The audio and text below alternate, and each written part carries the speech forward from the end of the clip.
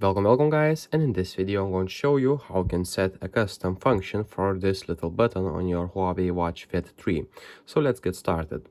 First of all, turn on your watch and now just click on this button, on this circular button to enter the menu. And now what we need to do is find the settings, so it will look like this.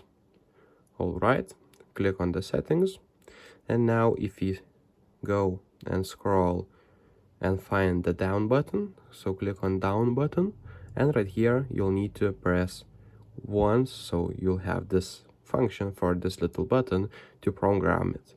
And right here you can select just an app, what you want to do with that little button. So right here you can select from the menu, then just select like this, and if you basically go to the menu again and click on this button, it should be a calculator because I said that.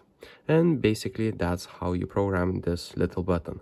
So if this video was been helpful, please make sure to subscribe to Guide to Everything, comment down below for the algorithm, and see you in the next one.